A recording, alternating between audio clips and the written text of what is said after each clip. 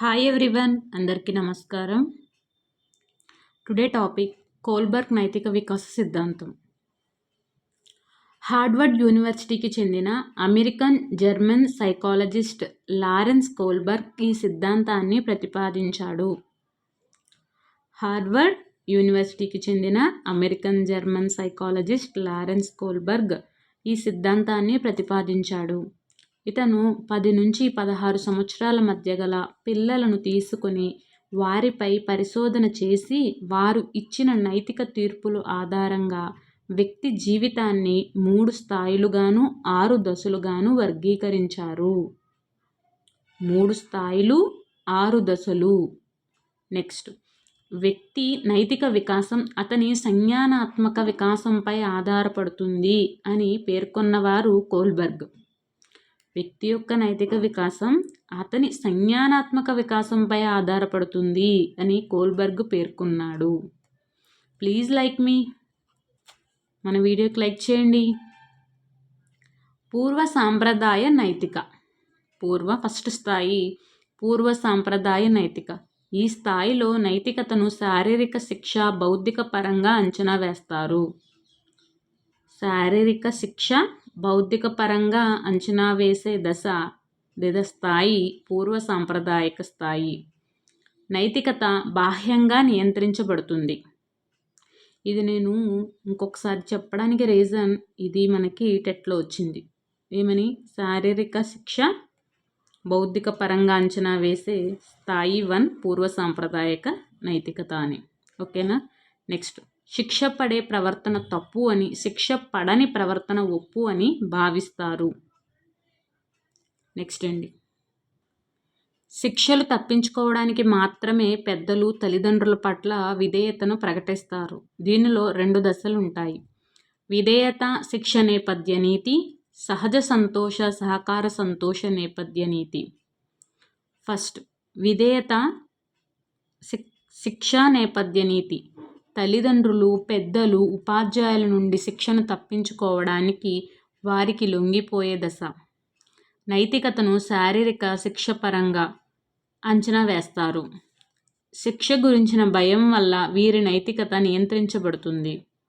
ఉదాహరణకు, ఏదైనా పని చేసినప్పుడు శిక్షిస్తే అది తప్పు అని భావిస్తారు. నెక్స్ట్, సహజ సంతోష సహకార సంతోష నేపథ్య నీతి. బహుమానాలు పొందాలి అనే లక్ష్యంతో ప్రవర్తిస్తారు. ఇది ఇంపార్టెంట్ అండి. సహజ సంతోష సహకార సంతోష నేపథ్య నీతి అనేది మనకి టెట్లో అడగడం జరిగింది. అది ఏ స్థాయి అని? పూర్వ సాంప్రదాయక స్థాయా, సాంప్రదాయ నైతికత స్థాయా, లేదా ఉత్తర సాంప్రదాయ నైతికత స్థాయా అని అడగడం జరిగింది. మీకు తెలుసు ఏంటి? పూర్వ సాంప్రదాయ నైతికత అని. నెక్స్ట్, ఆశించిన బహుమతులు పొందితే స్వయం తృప్తి కలుగుతుంది. ఆశించిన బహుమతులు పొందితే స్వయం తృప్తి కలుగుతుంది. ఈ విధానంలో వస్తు మార్పిడి, ఇచ్చిపుచ్చుకునే ధోరణి కనిపిస్తుంది. ఉదాహరణకు, సాయంత్రం సినిమాకు తీసుకువెళ్తాను అంటే ఇప్పుడే హోంవర్క్ చేస్తాను అని చెప్పడం. ఇది కూడా ఇంపార్టెంట్ ఉదాహరణ. సాయంత్రం సేమ్ ఇదే ఇచ్చేసాడండి టెట్లో. సాయంత్రం సినిమాకు తీసుకువెళ్తాను అంటే ఇప్పుడే హోంవర్క్ చేస్తాను అని చెప్పడం. పూర్వ సాంప్రదాయక స్థాయిలో 2వ దశ సహజ సంతోష సహకార సంతోష నేపథ్య నీతి. నెక్స్ట్ అండి, సాంప్రదాయ నైతికత. ఈ స్థాయిలో వ్యక్తులు సాంఘిక నియమాలకు కట్టుబడి ఉండటం ముఖ్యమని భావిస్తారు. సాంఘిక నియమాలకు కట్టుబడి ఉండటం. సమాజంలో పాటిస్తున్న సాంప్రదాయాలు, నిబంధనలు, చట్టం, న్యాయం ఆధారంగా నైతిక తీర్పు నియంత్రించబడుతుంది. పై వాటిని అనుసరించడం ఉప్పు అని, అనుసరించకపోవడం తప్పు అని భావిస్తారు. సాంఘిక వ్యవస్థ ప్రకారం నడుచుకుంటే సరైన మానవ సంబంధాలను, సాంఘిక పద్ధతులను పాటించవచ్చు అని నమ్ముతారు. ఓకేనండి. సాంప్రదాయ నైతికతలో 3వ దశ మంచి బాలుడు బాలిక నేపథ్య నీతి. ఇతరులతో మంచి సంబంధాలు ఉండే ప్రవర్తనను మంచి ప్రవర్తన అని భావించడం జరుగుతుంది. ఈ దశలో పిల్లలు మంచి చెడులు నిర్ణయాన్ని ఇతరుల ప్రతిస్పందనల ఆధారంగా గ్రహిస్తారు. పిల్లలు మంచి చెడుల నిర్ణయాన్ని ఇతర ప్రతిస్పందన ఆధారంగా గ్రహిస్తారు. ఏ దశ? సాంప్రదాయక నైతికతలో 3వ దశ మంచి బాలుడు బాలిక నేపథ్య నీతి. వీరు ఇతరుల సమ్మతి, అసమ్మతి, ఆమోదం, నిరాకరణకు అధిక ప్రాధాన్యతనిస్తారు. ఇతరుల సమ్మతి, అసమ్మతి, ఆమోదం, నిరాకరణకు అధిక ప్రాధాన్యతనిస్తారు. ఇంటిలో తల్లి దగ్గర మంచి అమ్మాయి అనిపించుకోవడం కోసం అమ్మ చెప్పిన పనులన్నీ చేయడం. పూర్వ సాంప్రదాయ నైతికతలో 3వ దశ మంచి బాలుడు బాలిక నేపథ్య నీతికి ఇది ఉదాహరణ. ఓకేనండి. నెక్స్ట్, అధికారం సామాజిక క్రమాన్ని నిర్వహించే నేపథ్య నీతి. 4వ దశ అధికారం సామాజిక క్రమాన్ని నిర్వహించే నేపథ్య నీతి. ఈ దశలో సంఘం ఆమోదించే నియమాలు పాటించాలని నమ్మడం వల్ల సామాజిక నియమాలు గుడ్డిగా అంగీకరిస్తారు. సామాజిక నియమాలను గుడ్డిగా అంగీకరించే దశ 4వ దశ. ఎన్నవ స్థాయి? 2వ స్థాయి. 2వ స్థాయి అంటే సాంప్రదాయ నైతికత. 4వ దశ అంటే అధికారం సామాజిక క్రమాన్ని నిర్వహించే నేపథ్య నీతి. ఓకేనండి. అయితే వ్యక్తులు ఆమోదం మాత్రమే కాకుండా సంఘం ఆమోదానికి కూడా ప్రాధాన్యతనిస్తారు. చట్టం, ధర్మం ప్రకారం నడుచుకుంటారు. ఎక్కువ శాతం మంది వ్యక్తులు నైతికంగా ఈ స్థాయిని మించి ఎదగరు. రెడ్ లైట్ పడగానే బైక్ను ఆపకపోతే పోలీసులు పట్టుకుంటారని బైక్ ఆపడం అనేది అధికారం సామాజిక క్రమాన్ని నిర్వహించే నేపథ్య నీతి. ఓకేనా.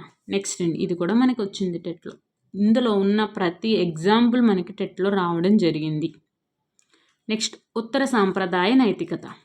ఉత్తర సాంప్రదాయ నైతికతలో కూడా మనకి 5వ దశ 6వ దశ ఉంటుంది.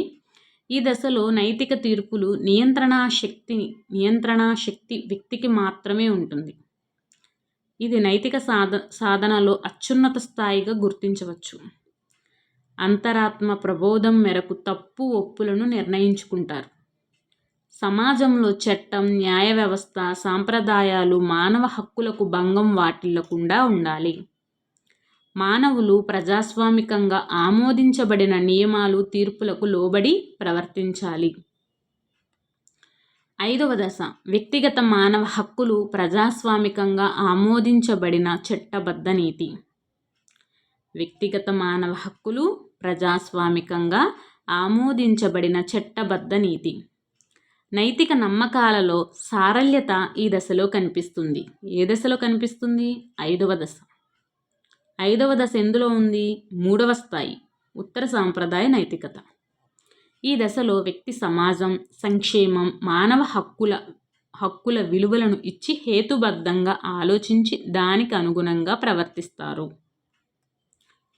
వ్యక్తి సమాజం, సంక్షేమం, మానవ హక్కుల విలువలను ఇచ్చి హేతుబద్ధంగా ఆలోచించి దానికి అనుగుణంగా ప్రవర్తిస్తారు. నైతిక తీర్పులు వ్యక్తులు అంతర్లీనమవుతాయి. మానవ ప్రయోజనాల కోసం చట్టాలు, నియమాలు సరళమైన ఉపకరణాలుగా భావిస్తారు. సంఘం కుదుర్చుకున్న ఒప్పందాలు కాబట్టి సమయానుసారంగా సంఘానికి లాభదాయకమయ్యే విధంగా మార్చుకోవచ్చు అని భావిస్తారు. ఉదాహరణకు, రెడ్ లైట్ పడిన అంబులెన్స్ వస్తే దానికి దారి ఇవ్వాలి అని భావించటం. సంఘం కుదుర్చుకున్న ఒప్పందాలు కాబట్టి సమయానుసారంగా సంఘానికి లాభదాయకమయ్యే విధంగా మార్చుకోవచ్చు అని భావిస్తారు. ఉదాహరణ ఇంపార్టెంట్ అని చెప్పాను కదా. రెడ్ లైట్ పడిన అంబులెన్స్ వస్తే దానికి దారి ఇవ్వాలి అని భావించడం. నెక్స్ట్ 6వ దశ, లాస్ట్ దశ వ్యక్తిగత సూత్రాలు, అంతరాత్మ నీతి. వ్యక్తిగత సూత్రాలు, అంతరాత్మ నీతి. నైతిక నమ్మకాలు వ్యక్తులు అధికంగా అంతర్లీనమవుతాయి. పద విమర్శ కంటే ఆత్మ నిరాశను తప్పించుకోవడానికి ప్రయత్నిస్తారు. పద విమర్శ కంటే ఆత్మ నిరాశను తప్పించుకోవడానికి ప్రయత్నిస్తారు. మనలో ఆదర్శాలకు అనుగుణంగా ప్రవర్తిస్తారు. మనలో ఆదర్శాలకు అనుగుణంగా ప్రవర్తించే దశ 6వ దశ వ్యక్తిగత సూత్రాలు అంతరాత్మనీతి. వ్యక్తి నిర్ణయాలు న్యాయం, సమానత్వం, కరుణ వంటి అమూర్త సూత్రాలపై ఆధారపడి ఉంటుంది. మనుషులందరూ సమానమేనని, ప్రతి వ్యక్తికి విలువ, గౌరవం ఇవ్వాలని భావిస్తారు. అంతరాత్మ ప్రబోధానుసారం నడుచుకుంటారు.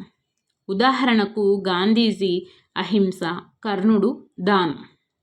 ఓకేనా. కోల్బర్గ్ నైతిక వికాస సిద్ధాంతానికి సంబంధించిన కంటెంట్ అనేది చెప్పుకోవడం పూర్తయింది. నెక్స్ట్ భాషా వికాస దృక్పథాలు స్కిన్నర్, బాండురా, చామ్స్కీ చెప్పినవి ఒకసారి డిస్కస్ చేద్దాం.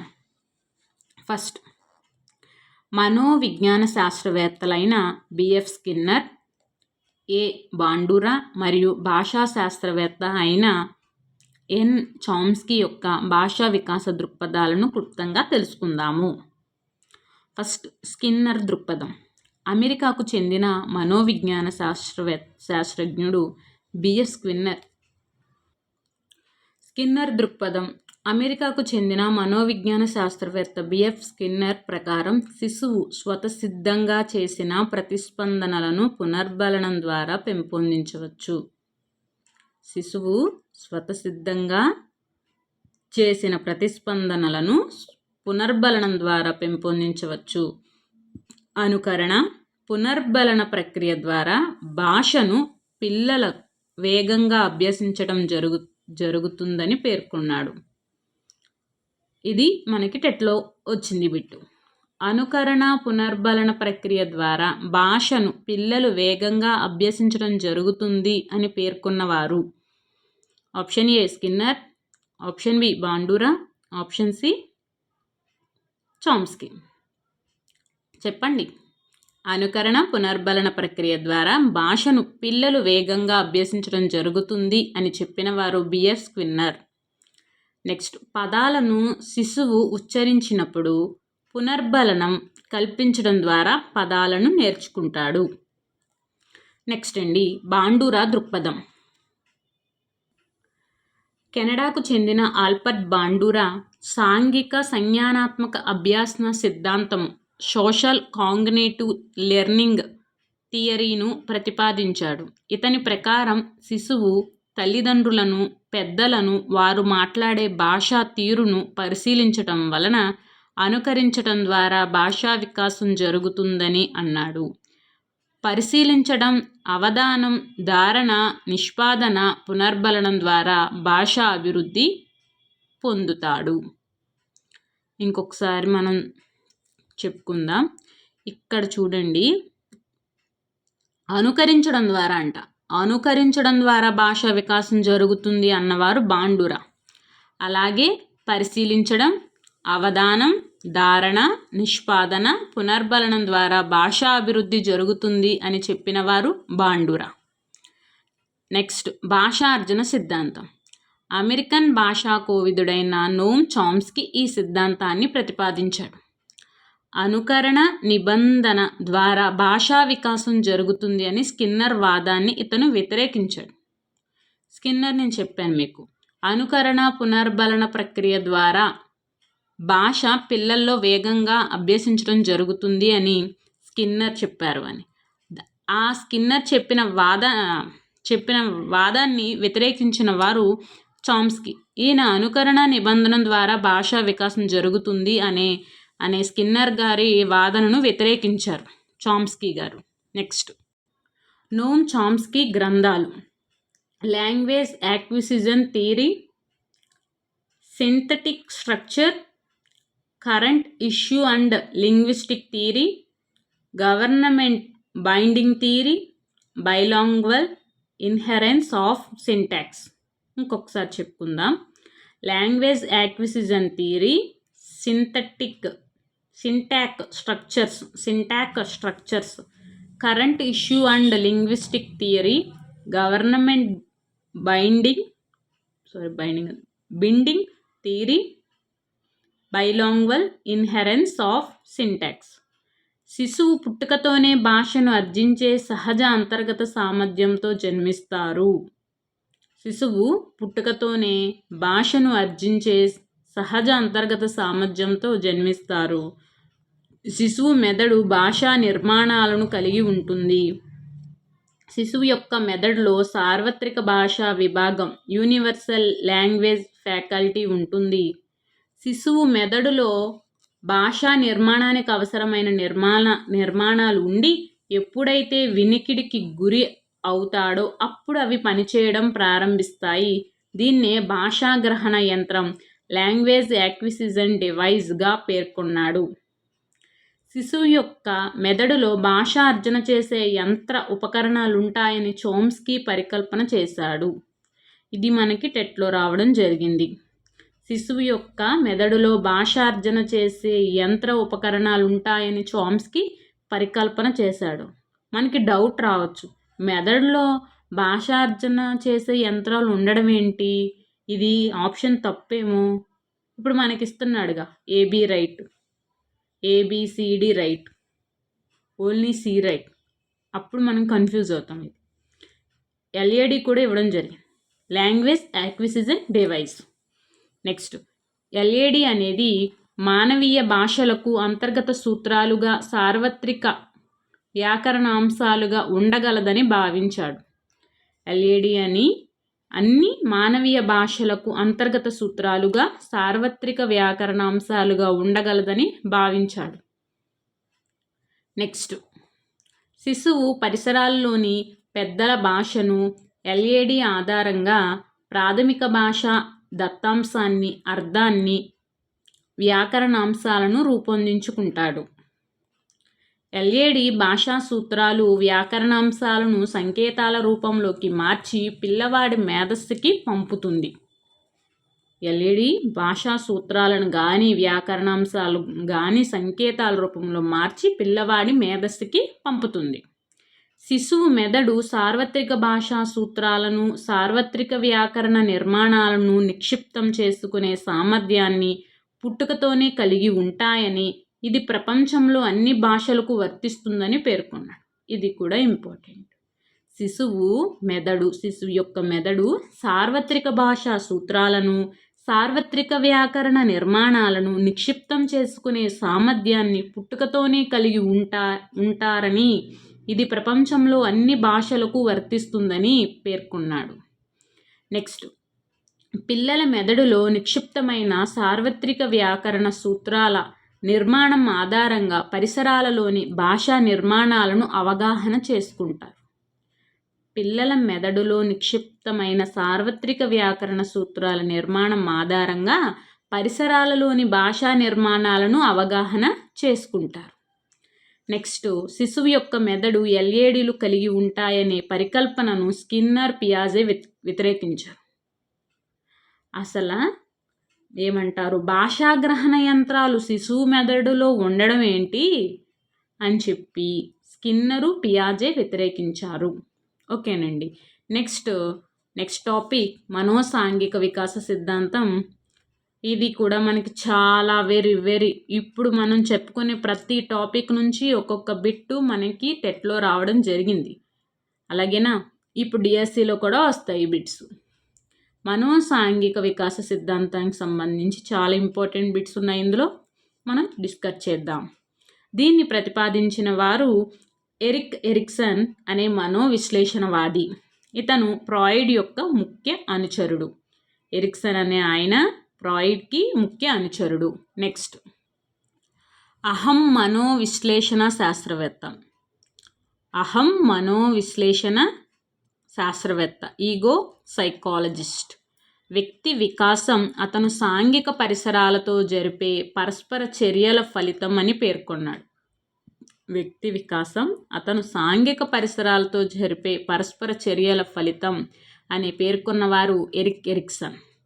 వ్యక్తి అతను సాంఘిక పరిసరాలతో జరిపే పరస్పర చర్యల వల్ల ప్రవర్తన లక్షణాలను పొందుతాడు. ఇతను వ్యక్తి జీవితాన్ని 8 దశలుగా వర్గీకరించాడు. దీనిలో మొదటి 4 దశ శైశవ బాల్య దశల గురించి, 5వ దశ కౌమార దశ గురించి, 6, 7, 8 దశలు వయోజన దశ, వృద్ధాప్య దశ గురించి వివరిస్తాయి. వ్యక్తి జీవిత కాలంలో అనేక రకాల సాంఘిక క్లిష్ట పరిస్థితులను ఎదుర్కొంటాడు. వాటిని పరిష్కరించటంలో ఎదురయ్యే అనుభవాలు మూర్తిమత్వాన్ని రూపొందిస్తాయి. వాటిని పరిష్కరించుకోవడం అతనికి ఏమవుతాయి, వ్యక్తి జీవితకాలంలో సాంఘిక క్లిష్ట పరిస్థితులు అనేవి ఎదురవుతాయి. వాటిని పరిష్కరించుకోవడంలో ఎదురయ్యే అనుభవాలు మూర్తిమత్వాన్ని రూపొందిస్తాయి అని అంటున్నారు. ఇక్కడ నేను మీకు చెప్పడం మర్చిపోయాను, ఈ బిట్టు టెట్లో అడగడం జరిగింది. వ్యక్తి వికాసం అతడు సాంఘిక పరిసరాలతో జరిపే పరస్పర చర్యల ఫలితం అని పేర్కొన్నవారు ఎరిక్సన్. ఓకేనా, ఈ టేబుల్ గురించి మీకు నేను చెప్పాల్సిన అవసరం లేదు. ప్రతి ఒక్క పేపర్లో ఇందులో నుంచి మనకి ఎగ్జామ్లో రావడం జరిగింది ప్రతి బిట్ కూడా. ఫస్ట్ మనోసాంఘిక వికాస దశలు, వయోపరిమితి, మనోసాంఘిక క్లిష్ట పరిస్థితులు, గుణం, లక్షణం. ప్లీజ్ లైక్ మీ. ఇంకా ఎవరైనా మన వీడియోకి లైక్ చేయకపోతే ప్లీజ్ లైక్ చేయండి. పూర్వ శైశవ దశ. ఫస్ట్ పూర్వ శైశవ దశ, ఉత్తర శైశవ దశ, క్రీడా దశ, ఇలా చదవండి. పాఠశాల దశ, కౌమార దశ, పూర్వ వయోజన దశ, మధ్య వయోజన దశ, వృద్ధాప్య దశ. మనం మీరు ఇలా చదివితే మీకు బాగా గుర్తుంటుంది. ఇక్కడ పూర్వ శైశవ దశ వచ్చేటప్పటికి 0 నుంచి సంవత్సరంన్నర, ఉత్తర శైశవ దశ సంవత్సరంన్నర నుంచి 3 సంవత్సరాలు, క్రీడా దశ 3 నుంచి 5 సంవత్సరాలు, పాఠశాల దశ 6 నుంచి 12 సంవత్సరాలు, కౌమార దశ 12 నుంచి 20 సంవత్సరాలు, పూర్వ వయోజన దశ 20 నుంచి 30 సంవత్సరాలు, మధ్య వయోజన దశ 30 నుంచి 60 సంవత్సరాలు, వృద్ధాప్య దశ 60+. పాఠశాల దశ మీరు బాగా గుర్తుపెట్టుకోవచ్చు, 6 సంవత్సరాలే కదా పిల్లల్ని స్కూల్లో వేస్తారు కాబట్టి 6 నుండి 12. కౌమార దశ తెలుసు, టీనేజ్కి రావడం ఎప్పటి నుంచి 12 నుంచి 20, 12 అని గుర్తు. క్రీడలు ఆడుకుంటాం బాగా 3 నుంచి 5. ఓకేనండి. నెక్స్ట్ మనోసాంఘిక క్లిష్ట పరిస్థితులు.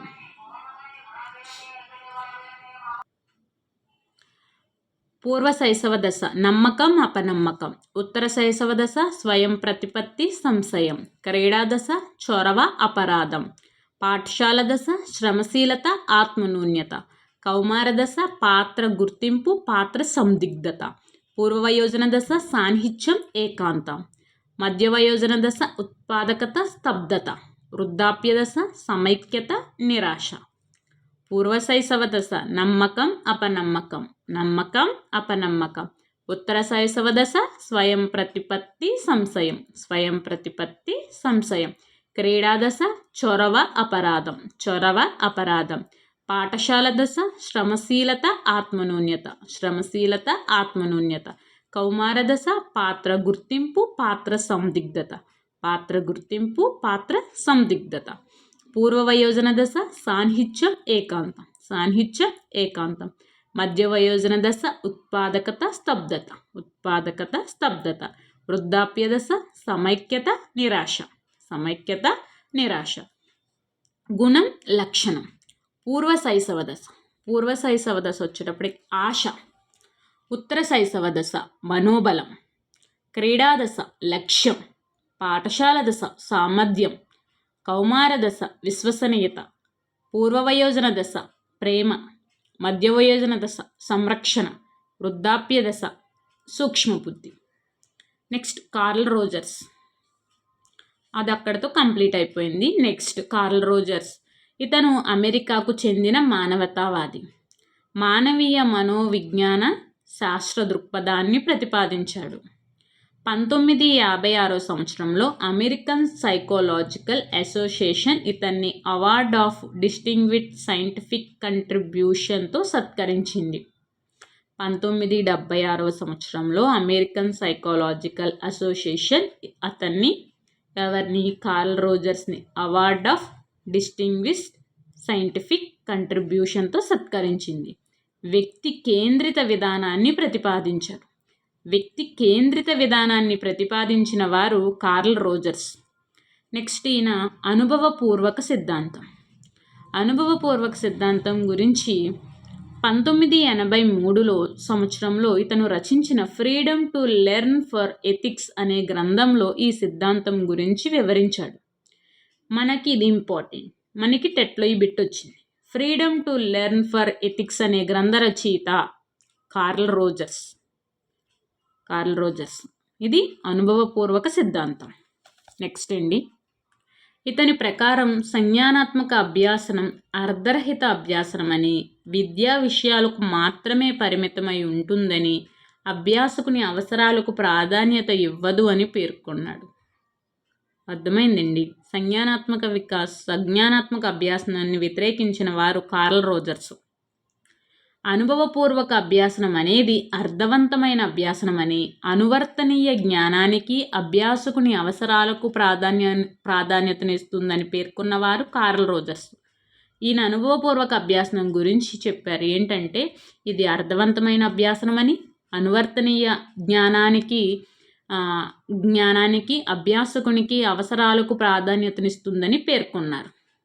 కారు ఇంజిన్ గురించి అభ్యసించి దాన్ని బాగు చేయడం అనేది అనుభవపూర్వక సిద్ధాంతానికి సంబంధించిన ఉదాహరణ. నెక్స్ట్ అండి, ఆత్మ సిద్ధాంతం. ఇది వ్యక్తిగతం ఆధారంగా రూపొందించబడిన సిద్ధాంతం. వ్యక్తి అవసరాలే వ్యక్తి గమ్యాలని నిర్దేశిస్తాయి.